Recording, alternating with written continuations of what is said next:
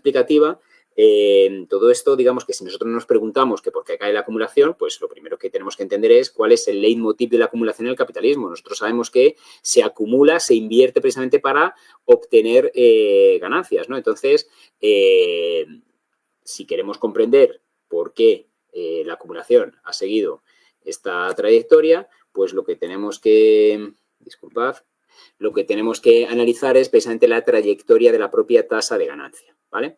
Aquí, bueno, también hay un debate, hay una discusión metodológica importante, ¿no?, acerca de cuál es la mejor manera de medir la tasa de ganancia, ¿no? Si queréis luego, pues en la parte de preguntas, ¿no?, podemos comentar algo más, ¿no?, acerca de cómo se han calculado estos indicadores, ¿no? Pero a mí lo más importante, es decir, lo que me parece más significativo es el hecho de que más allá de que el nivel de la tasa de ganancia sea uno u otro, parece que a través del cálculo de la tasa de ganancia, a través de diferentes perspectivas, de diferentes metodologías, la trayectoria es más o menos similar, ¿no? Como podéis ver aquí, hay cierto crecimiento de la tasa de ganancia que se ve interrumpido precisamente en los momentos previos, ¿no?, al estallido de la crisis del 2007, ¿no? Hay una caída aguda de la rentabilidad, ¿no?, que empieza a recuperarse pues a partir del año 2014, 2015 y de nuevo una caída vinculada precisamente, o que sería la que nos explicaría la crisis vinculada a la pandemia, ¿no? Es decir, que esto es lo que nos explica esa trayectoria que hemos visto de la acumulación, ¿no? Y nosotros lo que hemos visto es que precisamente si ese proceso de acumulación se cortocircuita en el año 2007 y en el año 2019 es como consecuencia de la caída que experimenta la rentabilidad. Como os decía, esa caída o esas dificultades de valorización a las que se enfrenta el capital cada vez son más agudas, y eso lo que implica es que la respuesta que tiene que intentar que despliega el capital para intentar contrarrestar la caída de la tasa de ganancia, pues cada vez es mucho más beligerante, ¿entendéis?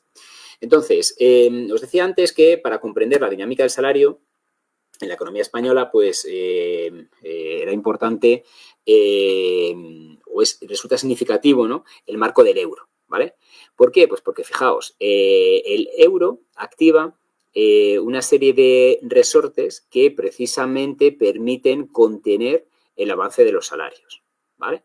En primer lugar, fijaos, el euro, como bien sabéis, se pone en marcha en el año 99, la moneda físicamente no circula hasta el año 2001, pero digamos que ya virtualmente, ¿no?, desde el año 99 es una realidad, y digamos que según se concibe el proyecto de integración, se propone que en este año, en el año 99, haya un examen y que aquellas economías que cumplan con los requisitos de los denominados criterios de convergencia, pues sean las que puedan acceder al proyecto del euro, ¿vale? Esos requisitos después tienen continuidad, ¿de acuerdo? Porque lo que marcan es precisamente un escenario de estabilidad cambiaria, ¿vale?, reflejada, ¿no?, en la ausencia de grandes fluctuaciones en el tipo de cambio. También se requiere cierta estabilidad monetaria, se requiere que la inflación quede controlada, y también ciertos techos, ¿no?, para los niveles de endeudamiento público, ¿no? Es decir, que requiere un escenario de disciplina fiscal. Todo ello, digamos, como requisito previo para entrar al euro, ¿vale? Una vez que accedemos al euro, tened en cuenta que la política cambiaria y la política monetaria se ceden completamente a la institución que la gestiona en el marco de la eurozona, el Banco Central Europeo, ¿vale? En el caso de la disciplina fiscal no es así, porque no tenemos una agencia fiscal centralizada. Por lo tanto, se ve la necesidad de intentar dotar de continuidad a este marco de disciplina fiscal, y para ello se firma el Pacto de Estabilidad y Crecimiento, que hoy en día está en vigor, con una serie de peculiaridades, ¿no?, que ahora me interesa que resaltemos, ¿no? En todo caso, se establecen ciertos límites, ¿no?, tanto para la deuda pública como para el déficit público, en primer lugar para acceder al euro y después para mantenerse dentro del club, ¿no?, de la moneda única, ¿no? Entonces, ¿por qué este marco implica la activación de ciertos mecanismos que permiten controlar el avance de los salarios? Pues fijaos, en primer lugar, en el caso de la economía española, por ejemplo, pues tened en cuenta que para salir de la crisis, ¿no?, que azota la economía española en el año 93, es decir, en un escenario previo a la puesta en marcha del euro, pues se acaba recurriendo hasta en 3 ocasiones a la devaluación de la moneda nacional, la peseta en ese momento, ¿de acuerdo? Ya sabéis que a través de la devaluación se puede ganar competitividad, no se resuelven, ¿no?, los problemas de competitividad que pueda tener una economía de manera estructural, pero al menos de manera coyuntural, ¿no?, sí que puede servir para reactivar el proceso de acumulación precisamente a través de la demanda externa.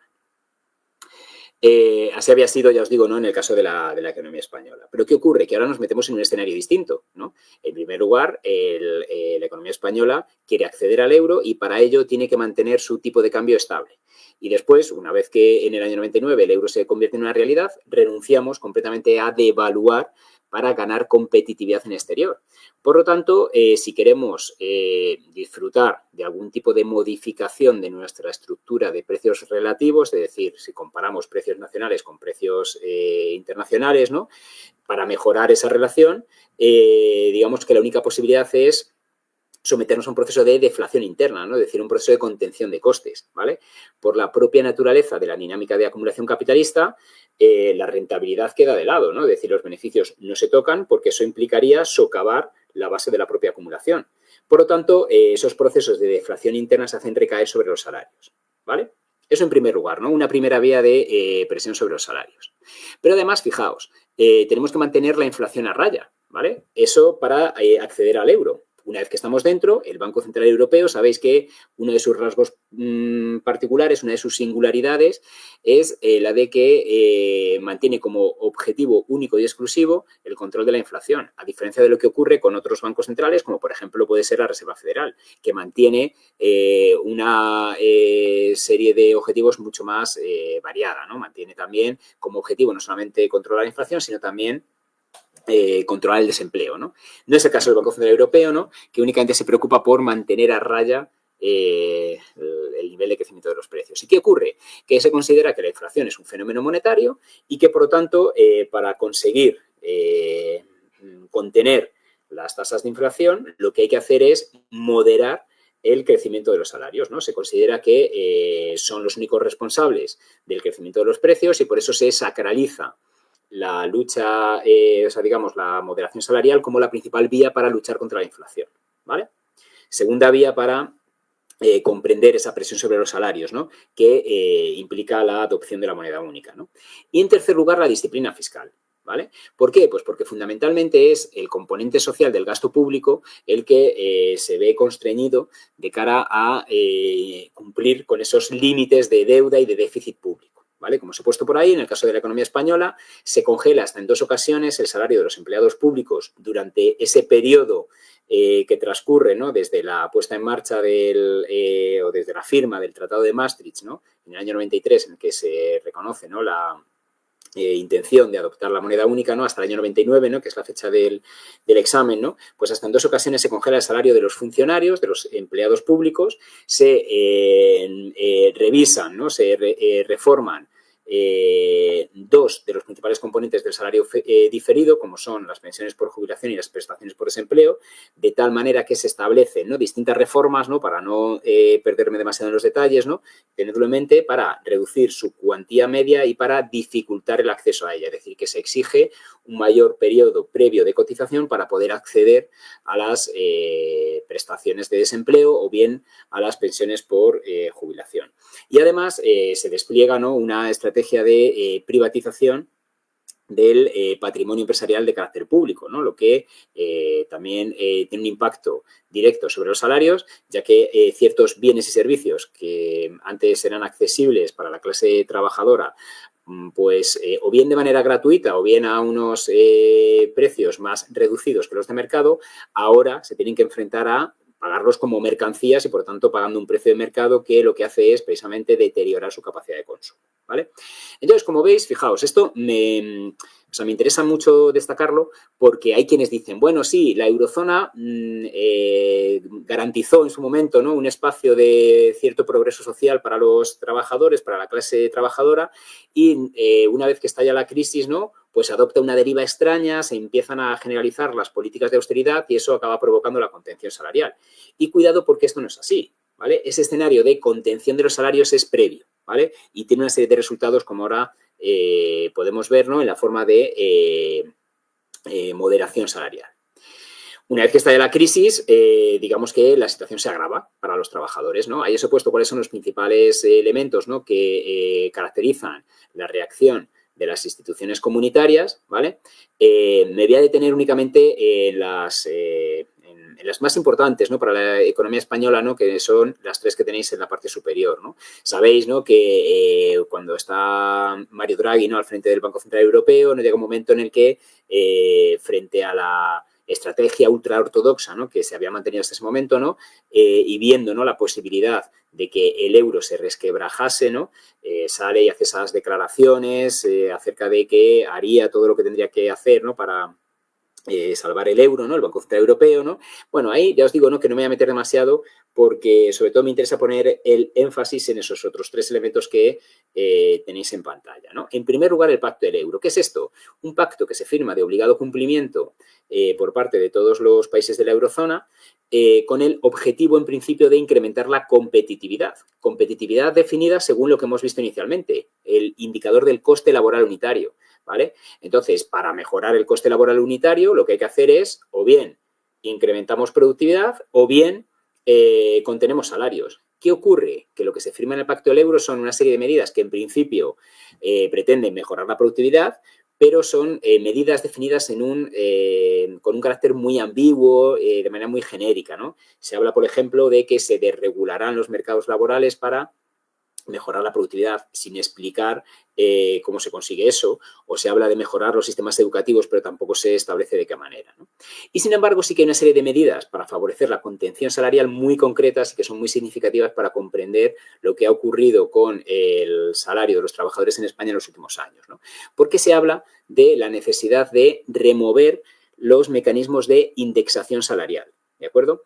Estos mecanismos aparecían en los procesos de negociación colectiva y permitían a los trabajadores revisar sus salarios en el caso de que los acuerdos de negociación colectiva incluyeran mejoras salariales que no cubrieran las tasas reales de inflación. Sabéis que cuando se negocia un marco de negociación colectiva se hace a priori y, por lo tanto, con ciertas expectativas acerca de lo que va a ocurrir con el crecimiento de los precios, ¿no? Entonces, imaginaos que inicialmente esas expectativas son las de que los precios van a crecer a un 2% y se establece una mejora del salario nominal en un 2% para compensar ese incremento, ¿no? Del nivel de precios, ¿no? Imaginaos que finalmente ese incremento del nivel de precios, en vez de ser del 2, es del 3%, ¿no? En el caso de que haya una cláusula de indexación salarial, ¿vale? Lo que también se denomina cláusulas de salvaguarda, lo que se hace es incrementar automáticamente hasta el 3% el salario nominal del trabajador para no mejorar su salario real, pero al menos sí mantenerlo, ¿vale? Digamos que las instituciones comunitarias consideran que eso es un mecanismo que acaba provocando burbujas inflacionistas, espirales inflacionistas, y que, por lo tanto, hay que desactivarlo, ¿vale? En el caso español es efectivo, porque en el año 2010 más de 2/3 partes de los trabajadores teníamos nuestro salario cubierto por este mecanismo. En el año 2020, poco más del 15% de los trabajadores disfrutan, ¿no? De las cláusulas de salvaguarda automática. Bueno, por otra parte, se firma el Tratado de Estabilidad, Coordinación y Gobernanza. ¿Esto qué es? Simplemente un mecanismo para reforzar ese mecanismo de disciplina fiscal, ¿vale?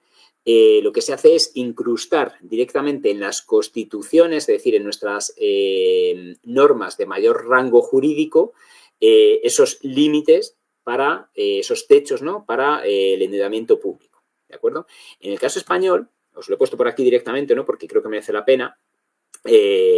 Lo que se hace es introducir una reforma en nuestra Constitución, de tal manera que, fijaos, ¿no? Sobre todo me interesa que os centréis en el punto 3, ¿no? Lo que se dice, ¿no? Los créditos para satisfacer los intereses y el capital de la deuda pública se entenderán incluidos en el estado de gastos y su pago gozará de prioridad absoluta, ¿vale? Fijaos lo que implica esto, ¿no? Aquí lo que se está diciendo es, tenemos un límite, ¿no? De endeudamiento.